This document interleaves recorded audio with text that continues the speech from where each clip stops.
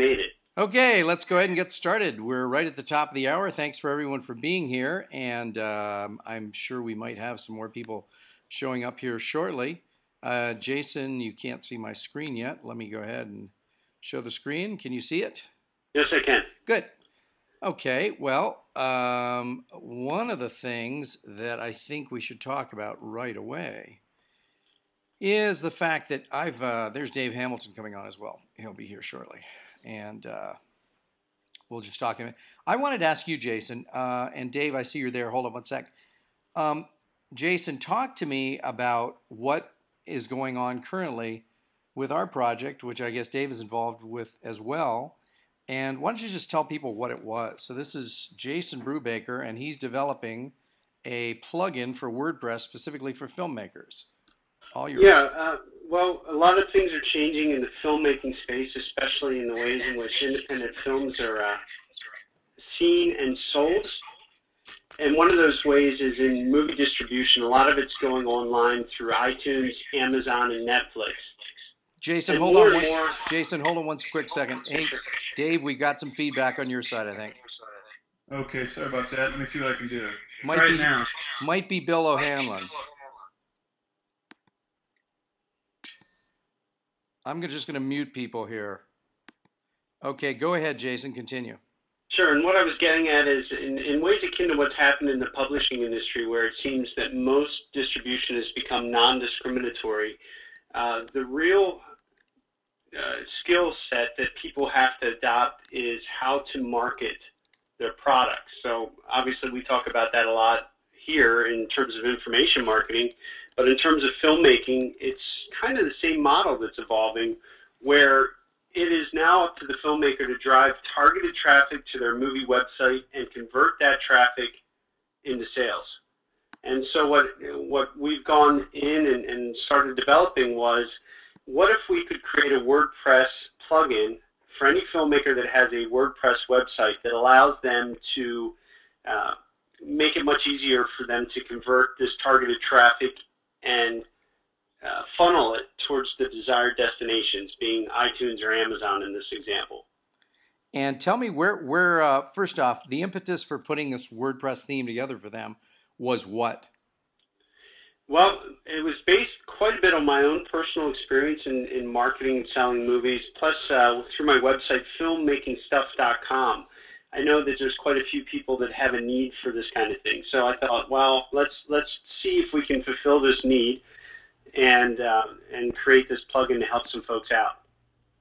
Okay, and so now this plugin is going to help filmmakers make it easier for them to market their films, is the bottom line, right?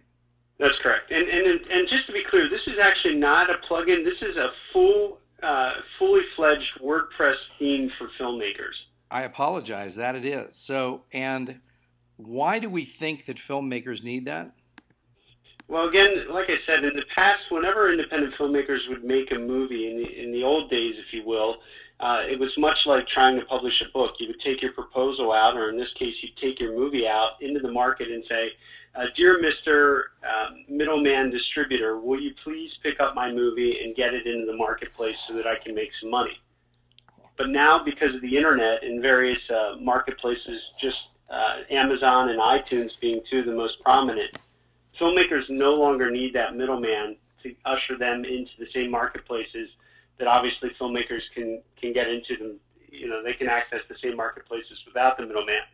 But now, okay, sure, you can get your book or your movie in this case into the marketplace. How do you drive enough targeted traffic to that point of sale so that you can actually get a return? Sounds good. So now, where do we stand with completing that project? I got a list of a wish list that I'm compiling for Dave, and we're working through some of the bugs and the kinks, and hopefully the goal is, I'm going to say the goal is August 15th to get it out to the marketplace, but I hope to get it out much sooner than that. Sounds good. Now tell me a little bit, you also mentioned to me in an email that you changed some of the color on this site here in front of us. For the folks that have been tuning in for a while, you've probably seen this site before, and in the past, the background in between all of the content was black. And I just found over time, and I really didn't test this a whole lot, Fred, but aesthetically, I just kept looking at it thinking, man, this is really hard on my eyes.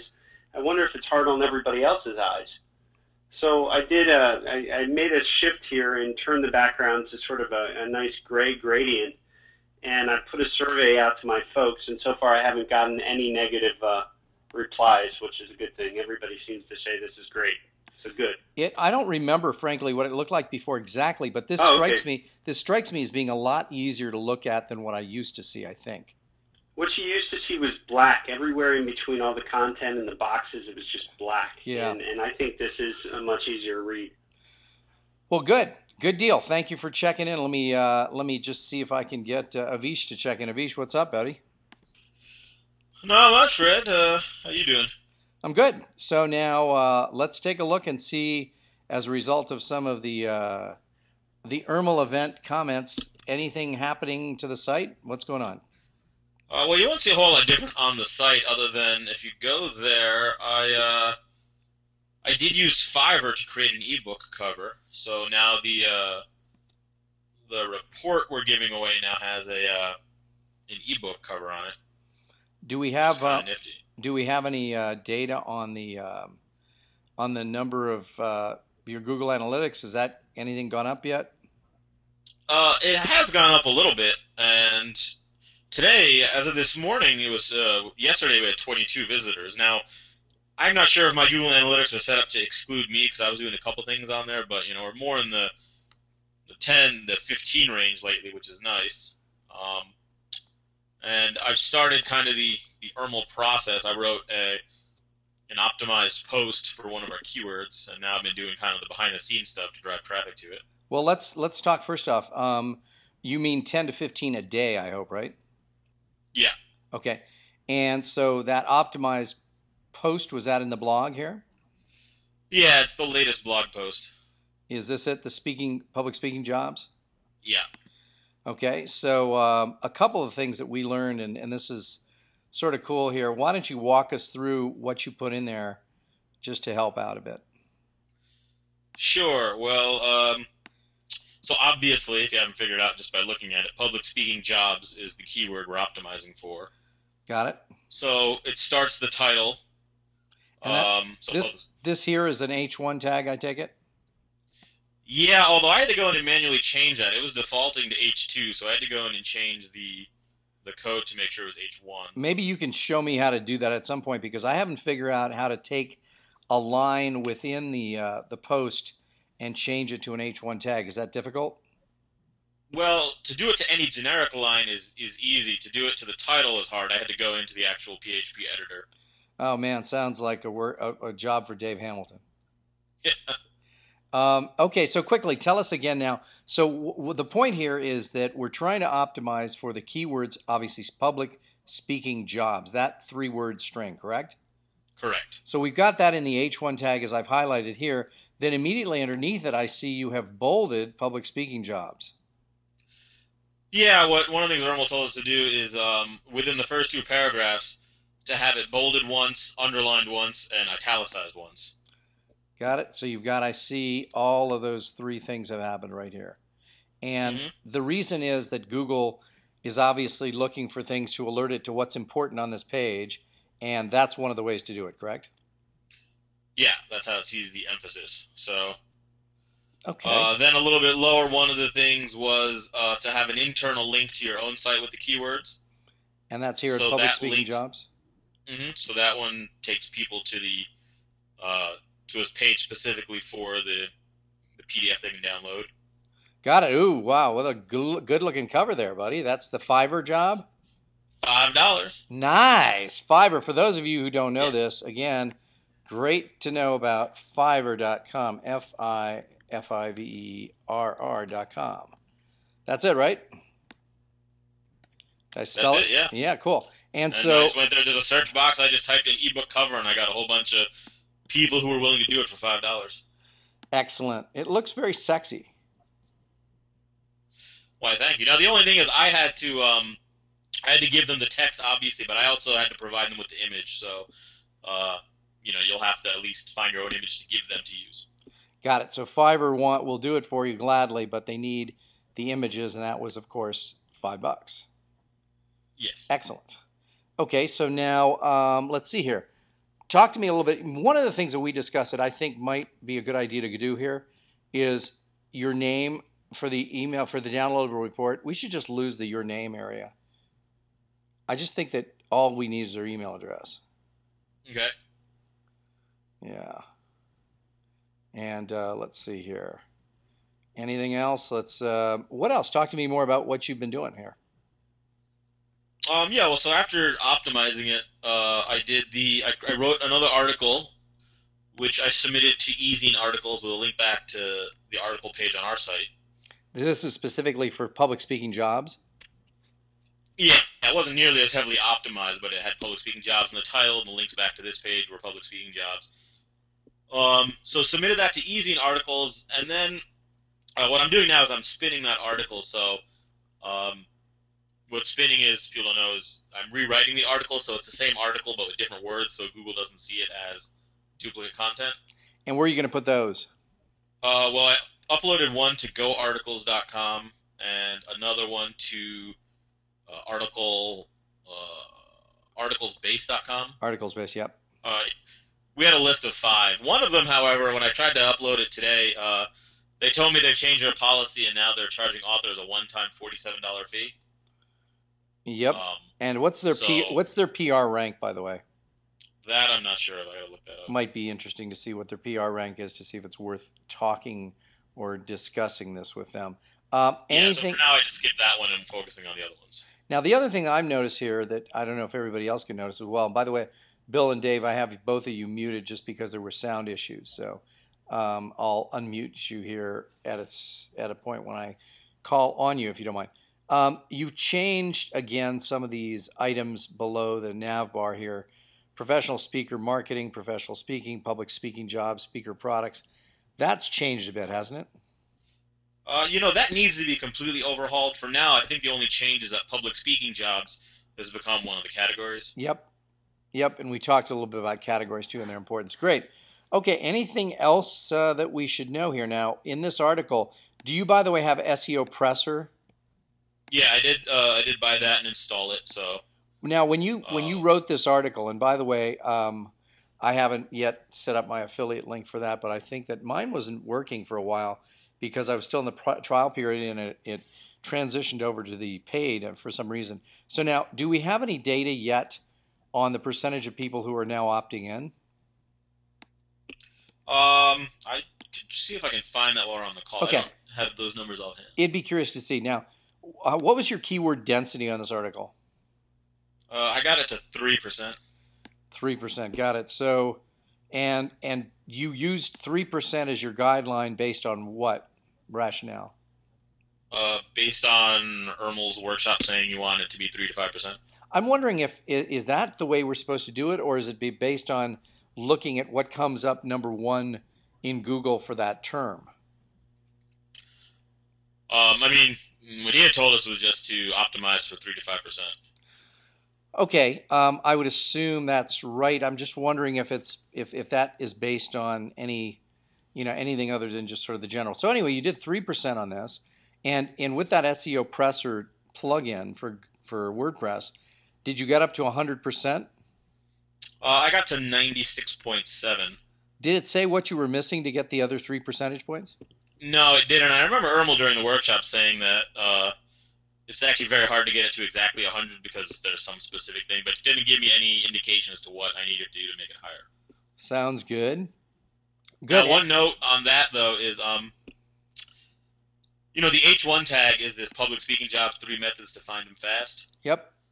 SEO Presser, because that's in that extra title box in WordPress, Yep. SEO Presser didn't recognize it as an H1 tag, so it kept giving me a notice that it only got me at 85% saying that I didn't have an H1 tag. Huh. So I actually manually put in an H1 tag just to double check. That's what got it from 97. I looked it up. Other people mentioned that issue, that SEO Presser doesn't necessarily look at the whole thing, just that article body. So if it's telling you don't have an H1 tag, you may want to just figure that out for yourself because it may not be true. Gotcha. Okay. Let's see here. Anything else to tell us about on this particular page or post? I don't think so. I made one error, which was that I started really doing this work Monday morning. I forgot to run the searches on the 6 keywords before I started, but as of today, we're at number 50 in Google for public speaking jobs. Got it. Now I see that you also have one outbound link, which we were told to do, and that's to the NSA site, correct? Yeah, and I set that up as a no follow. Got it. And how is it? Again, that's a setting. When you set a link like that, there's a setting within WordPress to say no follow. Yeah, I'm not sure if it's part of the Freddy theme or if it's part of all-in-one SEO, but when you put it on the page where you add your post, if you scroll all the way to the bottom, there's a couple check boxes you can click to mark it no index and no follow. Got it. Okay. And so we're not sure if that's part of the Freddy theme or if it's part of the SEO all-in-one plugin. Yeah, I'm assuming it's part of all-in-one SEO, whether or not it's also part of Freddy. Well, cool. Good deal. It sounds like you've actually started implementing some of those ideas. Excellent. I have, and I'm looking forward to seeing how the results we start getting from it. So now the other thing that you just mentioned that other people may not be aware of is you suggested we come up, or it was suggested, coming up with 6 keywords, right? Yes. Well, I can't type because I've got keywords. And we wanted 2 easy, 2 medium, and 2 well done. No. Hard. And Nice. so these were, and so why don't you, now, what were the key, is the public speaking jobs a hard and easy or a medium? Easy. Got it. So that one's what public speaking jobs.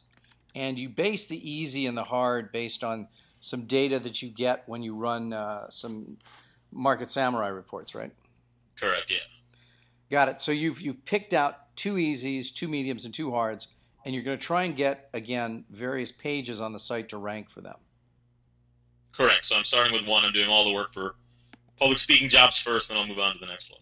Now, when you say doing work, what else does it entail other than what you've just done here? Well, I have one more article to spin and post, and then I've been using social bookmarking, both which is sites like Delicious and Reddit and Dig and things like that. So I've been bookmarking this page, and then based on one of the algorithms, I'll be bookmarking some of the other some of the pages that we submitted the spun articles to. I'll be bookmarking some of those as well, and so that's a whole step-by-step type process. Cool. Sounds good to me. I'm liking it, and I'll leave you unmuted because you didn't seem to have an audio problem, but let me let Dave in on this. Dave, any thoughts, sir? Dave? Can you hear me? I can. Can you hear me? I can. Oh, you can? Okay, gotcha. I feel like I just got my dog muzzle taken off. Great. Yeah, what were you asking? I was asking whether or not you had anything to add to that. No, I mean, honestly, everything Avish was talking about is the things that are fresh in my mind. The Ormo event was really good to put some practicals, into, when you build a site, just some, the things that he was talking about, I mean, from the tags to the SEO presser to bold, underline, italics, just some good practices to kind of put in your checklist of things to do every time you install a site, every time you post an article that all contributes to better SEO. Now, have you put together one of the things that I was recommending that you do in all the groups that we're in? And Bill, I'm going to unmute you too, just so that we'll see if there's any feedback here. Okay. Bill, I was suggesting to Dave, as we did, we included him in the groups to be able to contribute. And one of the ways I think, Dave, that now you did that, one of the things you may want to do is every 2 or 3 days get on there and look at what people are saying so that you can make comments and post to them. Yeah, I'm looking forward to that. I get the email notifications. In fact, a few of the people have contacted me privately, and I've told them I didn't jump on the list to try to solicit business. I want to help people out, but I'm certainly help them in any way that I can. So But it's been good. It had a warm reception with everybody there. Well, you'll be glad to know there's another group that's going to be forming here shortly, and that's going to be something we're not yet launched on that, but there's yet another group forming with one of the JV partners. Awesome. And Dave, this is Bill. We're happy to have you get business out of it. That's partly why we brought you on. But, if you can help people, that's the first thing. And then if you develop your credibility with them and they want to hire you privately, great. Happy to have you. Well, I appreciate that. Yeah, and you know what I'm realizing is whether authors or speakers or consultants or filmmakers, there's a few things that we all have in common, and that's marketing ourselves online and offline. And with the online stuff and building sites and setting things up across the board, most people who are not super techy find it a struggle point, and I'm happy to give them some very easy ways to make that easier for them. Now, Dave, have you started to put together, I know you started but got distracted, with some videos to make it easy for people so you don't have to be answering all those questions? Well, I am chipping away at that. I'm making a lot of progress. In fact, Can I bring it up? Sure. If you go to, actually I got a new domain, Authority Site 101. And it's still a bit in progress, but I'll show you the direction it's going. Okay, let's take a look here. And it brings you to the sample site. Okay. But if you go down to the bottom, and I'm still working out the navigation to make it easy, I can show you the training that I've started. And let's see, where is it? If you go to down at the bottom left, the sign up now. Well, actually, you know what? I'm sorry. Let me give you a direct link so you don't have to jump around. It is Authority Site Training, Web Marketing Magician / Authority Site Training.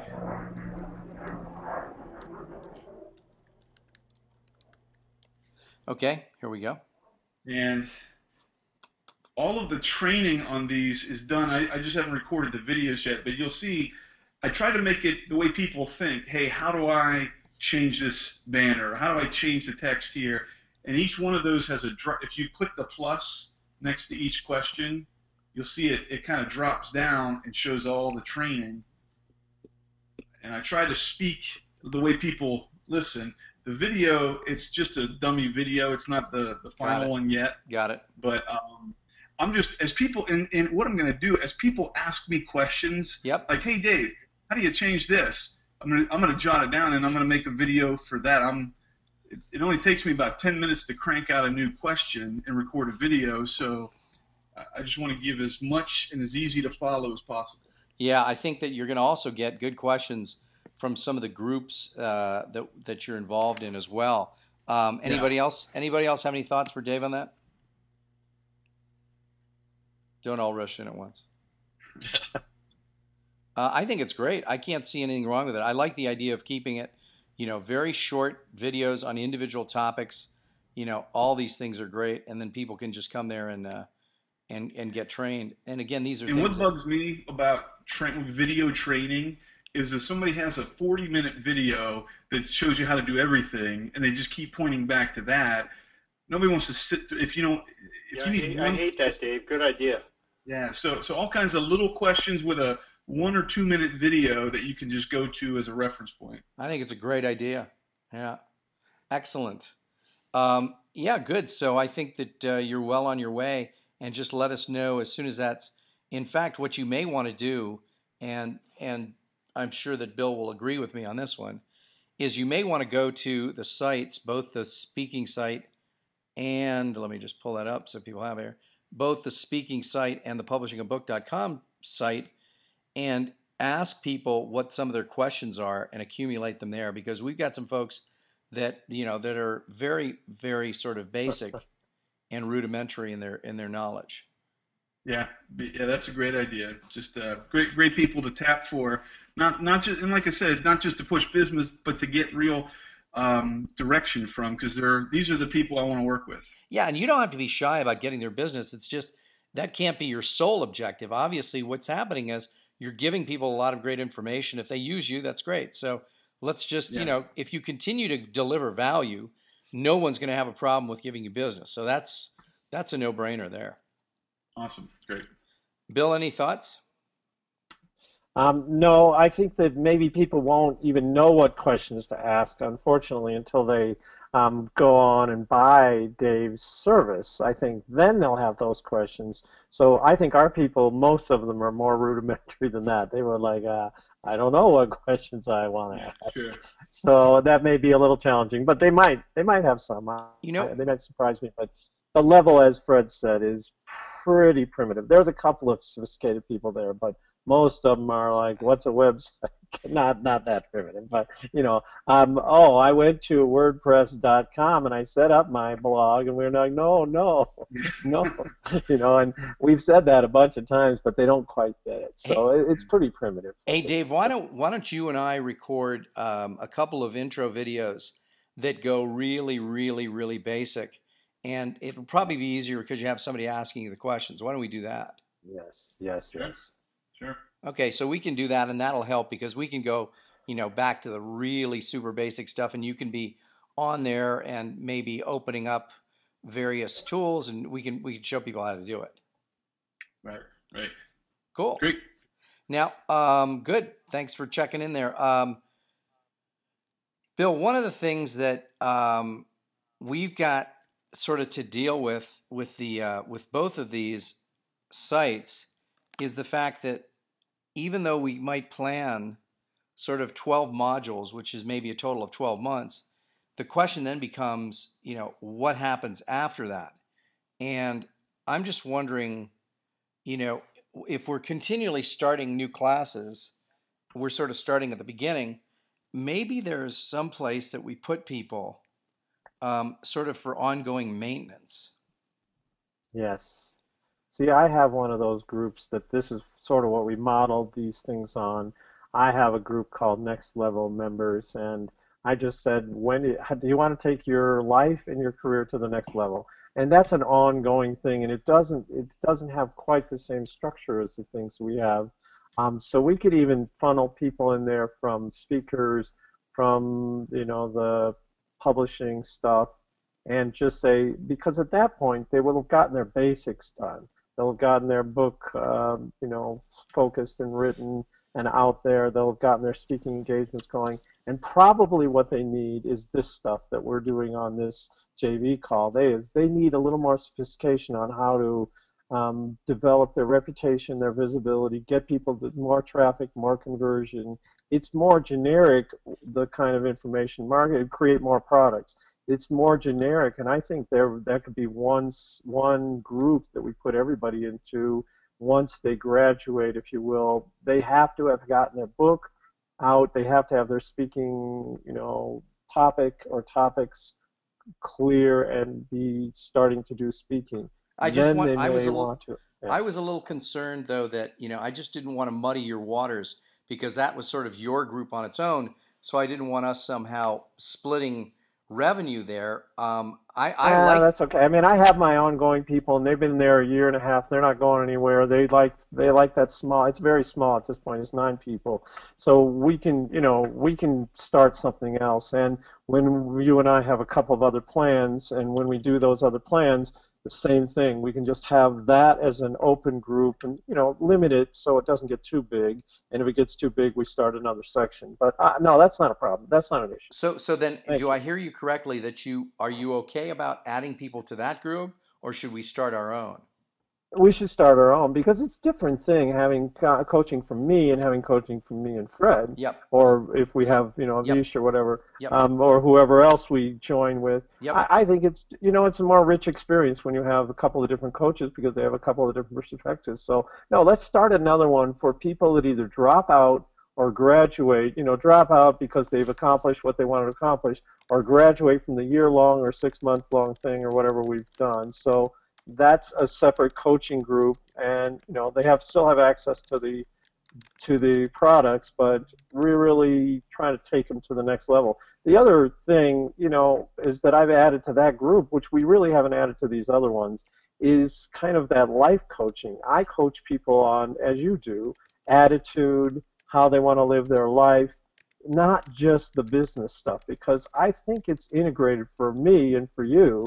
The way we want to live and who we want to work with is integrated with the work that we do. And I think other people have this, they have like a day job and they're trying to make it all work extra from that. But we're trying to coach people, get the lifestyle that you want, work with the people that you want, settle the money issues, and then develop the life you want. So I like to add a little of that, although most people are still focused on the business stuff, the careers. Yeah, no, I buy that. That makes a lot of sense. So what we'll do is we should probably, establish a where do people go after a number of the different groups that we're involved in. And that's another thing where and that, by the way, I would love to have, Avish and Dave and whoever else we have that might be able to contribute to the discussion involved there. Yeah, sure, that'd be great. Yeah, good. So just just one other area that I thought people should be updated about. That I don't think we've talked too much on this call or on this JV call webinar, and that is Fred and I have joined forces to conquer the world. Besides that, to make a print book, a traditional print book, and I just thought I'd kind of update people on that. The first thing, that there's a lesson in here. Why did Bill and Fred join together to do this? Fred writes his own books. Bill writes his own books. Fred has said for a long time, you know what? It's easy, it's relatively easy to self-publish. You've got a lot of control. But he said, if there's one regret I have, I should have years ago at least done one traditional print book that, got out there in a bigger way. It wasn't just Fred putting it out to his group and his audience. So we decided to go together. Now, why would Fred do that? Partly because Bill has already got a bunch of print books, so Bill's got credibility. Why would Bill go with Fred? For two reasons. One is that Fred has a big mailing list and he has a reach that Bill doesn't have on his own. So this is a lesson for anybody listening on this, all the JV partners and all the other people listening, is sometimes joint ventures, this whole thing is a JV thing. Why would anybody want to joint venture with anybody else? Because they bring different things to the table that you can't bring on your own. Either skills or knowledge or motivation or accomplishment or audience, all that kind of stuff. So you join together. The second thing is we went off in search of an agent, which is the first step for a big traditional book publishing contract. And the agent said, interestingly, one of the first things she said is, yes, I want to represent you. And Fred and I had a conversation. And part of the reason is, you two have a unique combination because you have Bill is sort of the psychology, emotional part of this program, and Fred has the marketing thing. And I've never seen that. So that's another lesson for anything any of us are doing. One of the things that grabs people is uniqueness. I've never seen that before. I've seen something a little like that, but this is unique. So this unique slant or place positioning in the marketplace really helped us get an agent, and hopefully it'll help us get a contract. We're working on the proposal right now. I've decided to redo it, be based on the agent's feedback, which is another reason to have an agent. They know what the marketplace wants. They know what publishers want. And she gave us really simple but good feedback of how to improve the proposal so we can sell it and hopefully get a bunch of money for it.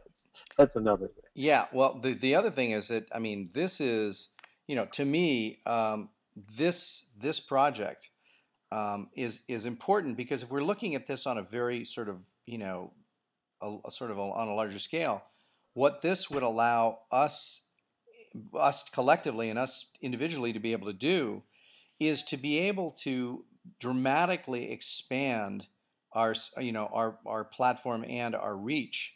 And by having a book that hopefully gets out there and is a fairly big hit, it'll make it so that a lot of the people who are out there who are being followed in this space, the Tim Ferrisses of the world and other people like that, they get massive amounts of traffic and massive amounts of people watching them and reading their blogs because of traditional print books that hit the mainstream. And so, I know that, it's been a while since Bill was on Oprah, but just being able to say that you were on Oprah is pretty Yep. helpful. By the way, did you find the footage on that? Yeah, I have it. Yeah, I'll send it to you. Well, I was just thinking that it would be kind of cool. If do you have the entire show? I do. It would be nice to digitize that and put it up somewhere, for Well, one or I think that may be copyright problem. I think that's a yeah, copyright probably problem. I think I can show a little of it as an excerpt, and I think that's okay. But clips. if I do Yeah, the whole thing, Oprah's people will, and she has a lot of lawyers. yeah, Let's just say. absolutely. Probably a good idea. I don't. Yeah, it's just like the one time I remember I registered. I got all excited because I registered a domain name, PayPalSuccess.com. And Oh, in under 12 hours, the eBay lawyers had contacted me saying, "By the way, you don't intend to really use that, do you?" To which I promptly said, "No, no, it was just a mistake. It's all a mistake." So yeah, I hear you on the clips. I just think it'd be sort of put away the torch and drop your briefs. right, That's it. exactly the move. So yeah, so I think that this whole idea, I mean, all this does is when you get, not all it does, the thing that it does when you get a big print book that is wildly popular, I mean, you just get a ton of people finding out who you are and discovering you. And I love it when people say to me quite often, they say, how long have you been around? I've never seen you before. I've never heard of you before. And it makes it a little bit easier when you have a print book to not have that happen as often. Well, the other thing I'll just say is that I went right to ultra cheap domains Yes. and reserved the working title of the book. Now, the only problem with that is sometimes the title changes later, but I reserved the working title for the book, which is enough time and enough money, and of course, no spaces in there. And we are going to start creating traffic to that before the book gets sold. Now, we want to make sure that that turns out to be the title, so we don't want to get too far ahead of ourselves. Now, talk to But people, that's what. talk to the other people here about the fact that we really don't have control of the title, do we? You have some influence, but not control, certainly. You give up control, and that is one of the reasons why an independent filmmaker like Jason, you have a lot more control than if sell it to a Hollywood studio. Same thing with self-publishing. You have a lot more control, but you give up some other things. And we've decided, both of us self-publish, and that's a great thing, and both of us e-publish, and that's a great thing. And we've decided we want to diversify. Get our book out as a print book, and you give up a little control. I think that the agent was pretty excited about that title. The title is pretty descriptive. You and I have worked a lot with titles, so I think that they'll probably go for that title, but no guarantee. And the subtitle, they'll probably mess around with if we don't come up with a good enough thing. Bill, Yeah. I don't want to take you too far off discussion here. This is Jason, but mentioning what you just did, what is the current atmosphere for traditional publishing, especially with some of the bookstores going out? Well, again, they're still making money. Let's say that. I've never understood how traditional book publishing companies make money because they're terrible at marketing to me, except for the big, big authors. They do some marketing, but not that much. But they're still making money. Rupert Murdoch's still in there. The book, Amazon is still selling books, so we don't need traditional bookstores anymore. I think those are in trouble, but Amazon is not in trouble. Amazon is making money, and because everything will go ebook plus print book, I publish some ebooks only, and people write me all the time saying, I want it in print. I want it in print. So I still think there's a future for print books. I don't want to touch a print book anymore because I use my Kindle app and my iBooks app on my iPad. And I don't need to deal with physical books unless they're art books or things that have pictures that I really need them on, in physical print. But most people I know, the vast majority still want print books. So Now, I think print books in have a keeping future. in keeping with that, you sent me a recommendation on a book. Let's give it to everyone. There's a guy who sold 1 million books in 5 months. What was the name of that? And it's only available in a Kindle book. Yeah, well, no, actually, I realized it's also available as a Create Space book or whatever, a self-published book. But this is a guy that I read about actually I read him in about him in the Wall Street Journal, actually, so that's good press. He's a guy named John Locke, and he writes kind of cheap, and he admits they're kind of cheap, thrillers, and now he started to write westerns, and he sounds to me exactly like Fred Gleeck in the fiction category. So the book is called How I Sold 1 Million eBooks in 5 Months. How I Sold 1 Million eBooks in 5 months with an exclamation point after 5 months. And John Locke is his name. That's good. And he says, here's how I did it. I ignored all the advice everybody in traditional publishing gave me, and I went to find a target audience, the smallest, most niche target audience I could. I made friends with them. I developed a social network presence. I developed a web presence. I developed a blog presence. And then I found out from those people what they liked about my books and what they didn't. And I wrote future books with the plot and the character elements that they liked. And some people give me terrible reviews, but I don't care. I have my 60% of my fans love my books. 20% are kind of, they hate them.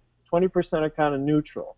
And so I'm looking for the 60% who love my books. I have 200,000 hardcore fans out there. I've reached about 100,000 of them, and they buy every one of my books because I nurture those things. And he's like Fred with fiction. He just says, don't try and please everybody.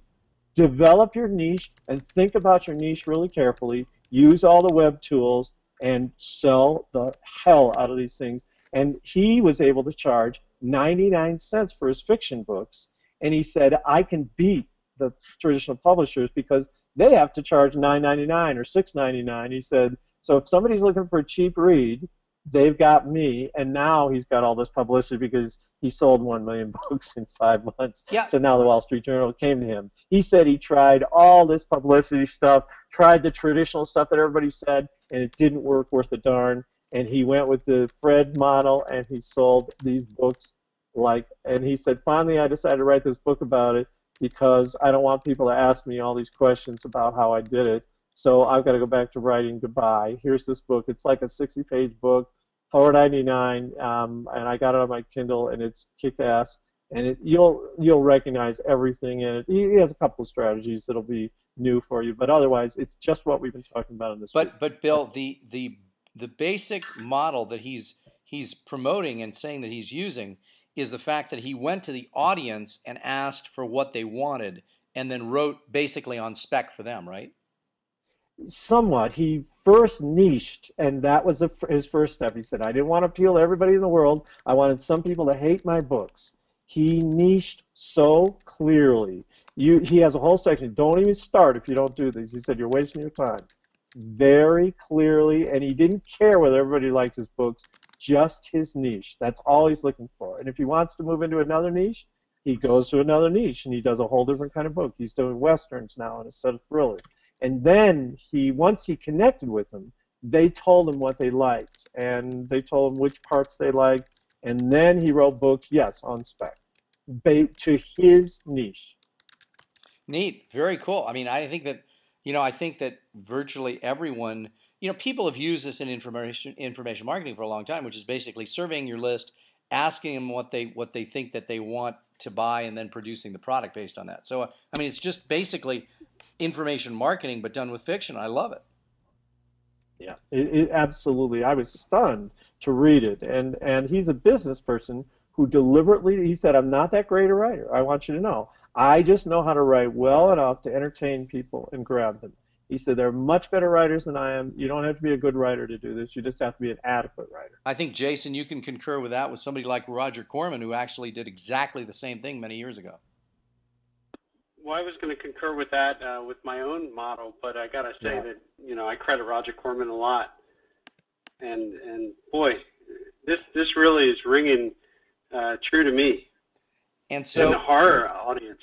Yeah, it's horror audience. I mean, Jason, in your market of film folks, people who buy that, can you, I mean, are people who enjoy one given genre, are they like 100 times more likely or whatever to buy that additional genre again? Yeah, and I know we've had a lot of conversations about this, but for anybody listening, in that space, you have horror enthusiasts, but then there's the niche within the niche. Right, right. What do you want? Vampire movies? Okay. Do you want Yeah. lesbian vampire movies? I mean, that's what makes it Absolutely. so fun. That's what this guy is talking about. It isn't just thriller. It's way niched into thriller, way more niche than that, because thriller is a big, big category, and I think you're right. And he does it through Twitter. He has a kind of a three-pronged thing, or three or four-pronged thing. Through Twitter, through Facebook, and through his blog, and through his website and email. Well, It's essentially what we've been talking about. Yeah, let me just tell you what Irma was talking about doing, which I'm not giving away anything because it's not his secret sauce here. But what he was talking. Well, we ought to keep it a little bit secret. Go ahead. I think that this kind, ideas are a dime a dozen. Implementation is what takes the day. So I mean, the idea is that whether it's in book writing or in filmmaking or in anything else, the idea is that people who buy a certain genre or type of movie or type of book. My dad was a great example where he bought all of the what's that? What are those? They call them police procedurals. What was the guy's name who was the famous police procedural writer? Not Joseph Wambaugh, but somebody else who wrote really prolifically. No, I know you're talking about like Lawrence Block or somebody like that. It isn't Lawrence Block. I forget the name of the guy, but if it comes to you, but what my dad, he would buy every single one of this guy's books as soon as they came out. It's the same thing with Stephen King freaks, but that's more of an author rather than a genre. Yeah. But I think that the whole idea here is the more targeted we can get, the more certain we are of making sales. And you can get your audience involved. Man, this makes so much sense to me. Just really does. And yeah, I think you'll just be nodding the whole time you read this book. There's a couple of new things in there that I think you'll appreciate, but it's essentially preaching to the choir for this group.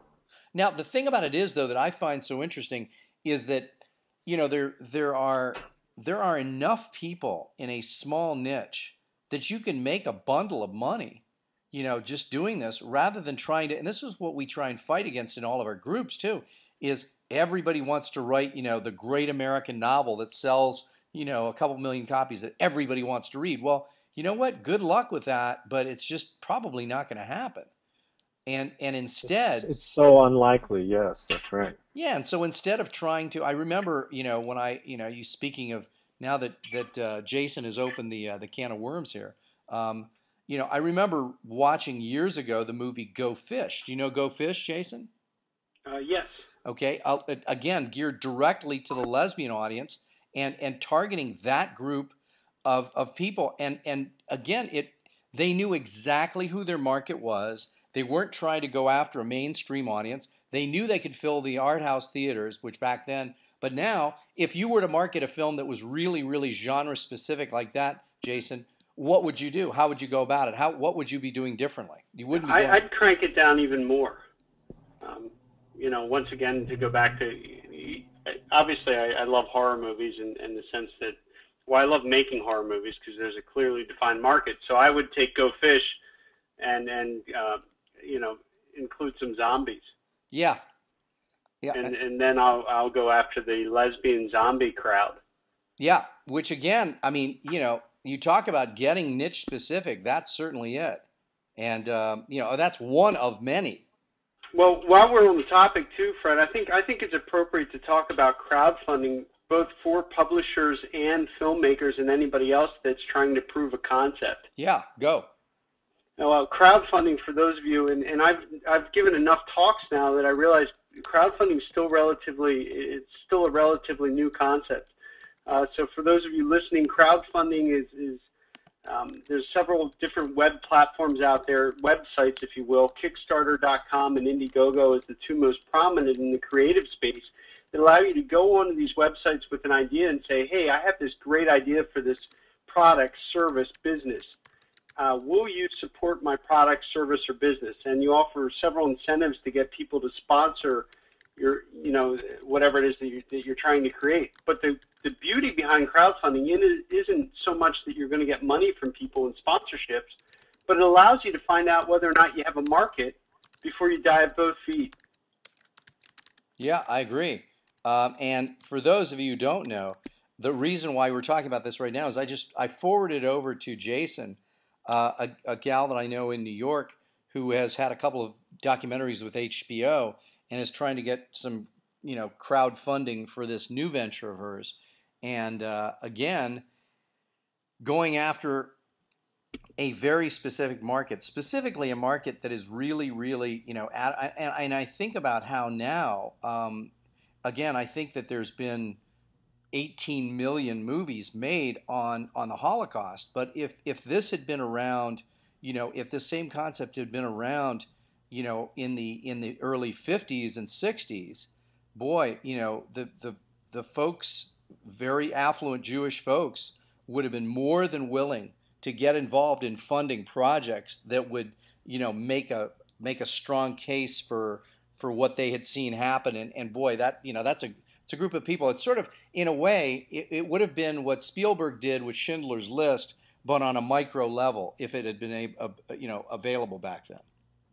I don't want to get too granular, but for people looking for crowdfunding sites, they actually have sites. In this example, Fred, they have a site specific for Jewish crowdfunding. Yeah. And there's several other sites that are geared towards a particular audience. So that helps you further ratchet it down. Yeah, and so this means that, again, this is the line that I used to use, and I used it 20 years ago. I used to say to people, when people would come up to me at a seminar and go, "Hey, I've got the next greatest diet book," I would look at them and make a big yawning like symbol or expression and sort of nonverbal stuff. But if somebody came up to me, I'm sure they were very happy to get that too. Yeah, they were excited. And but if they were to come up to me, and then I would tell people, instead, had somebody come up to me and said they had the next greatest diet book for accountants, now my ears would perk up. So I mean, we're doing the same thing, but especially with the web, you can really, really target folks and make it easy to go after those individuals. Is there anything that that's happening, Jason, with crowdfunding related to other things other than movies and what else? What else? I know a bit about this. 33 Needs is one for kind of social impact, and there's one called App Backer, AppBackr, which is about funding for if you have a big idea for an app for phones. Chip In is another one, just chip in. Indiegogo is another one. Kickstarter, the one that Jason mentioned, micro ventures, and peer backers. So they specialize in different things, these things. Some for products, some for software, some for other things. So there's a bunch of different ones. So for people in our group, let's just say that I had a great idea for an info product. Would I be able to go to one of these? Is this appropriate for me?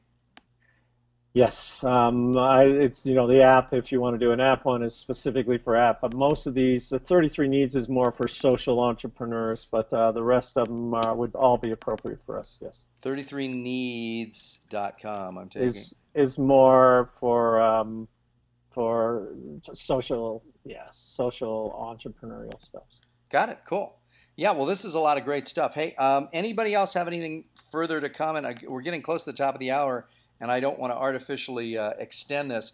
Let me just see if there's any questions from the group. If anybody has a question, I'll wait a minute or two to see if there's anybody who has a quick question. If not, we will end shortly thereafter. So just let's see if anybody who's watching, listening, participating here has any questions that might be germane to this group.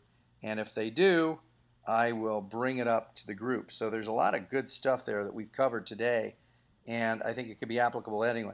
Well, given the fact I don't see anything, I will just say thank you very much, everybody, for being on the webinar. And again, at same time, same channel next week, Wednesday. Hope to see everybody. Thank you, everyone, all the JV partners and everybody else for being on the call.